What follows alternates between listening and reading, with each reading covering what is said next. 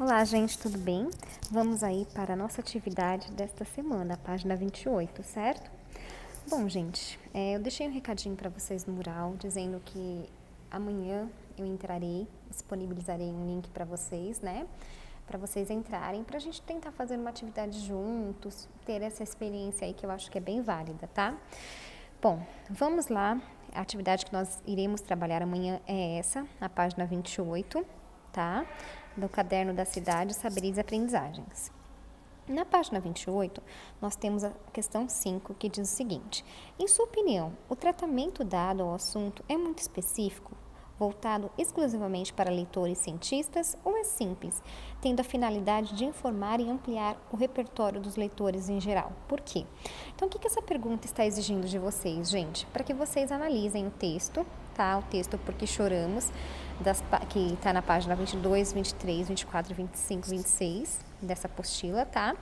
Para vocês analisarem. Lendo aquele texto, esse texto foi feito para cientistas, pessoas especialistas na ciência, ou qualquer um que lê o texto consegue obter informações dele, tá? Então, é sobre isso, tá?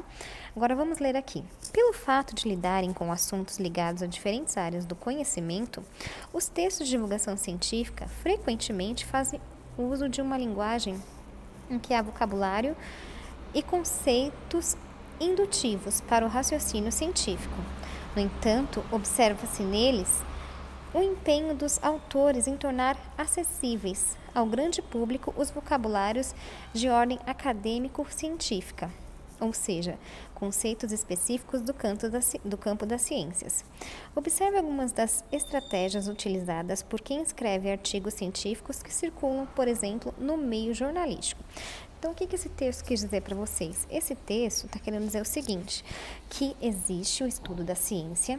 Nesse estudo, as pessoas que vivem nesse meio, elas conhecem termos, né, palavras, enfim, elas estudam, né, nesse meio e elas conhecem termos que são desconhecidos por nós, que somos leigos, né, que não temos essas informações, esses estudos.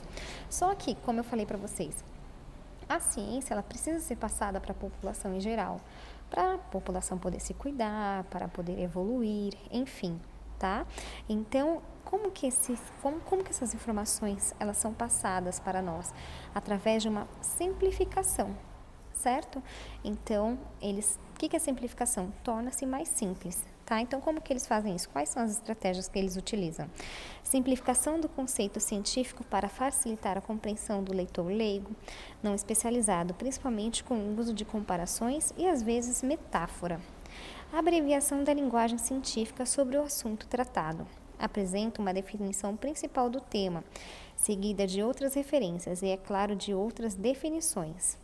A adequação da linguagem em função de um leitor modelo idealizado, ou seja, aquele que possivelmente comprará a revista. Diálogo direto com o leitor por meio de perguntas e assim estabelece uma interação.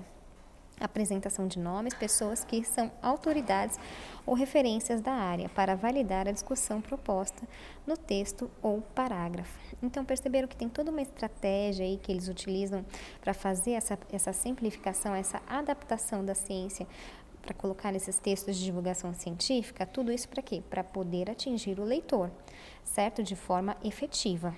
Agora, aqui na página 29, nós temos a questão 6. Em dupla, releia o segundo parágrafo do texto e diga quais estratégias foram utilizadas pela autora para tornar o assunto acessível aos leitores leigos.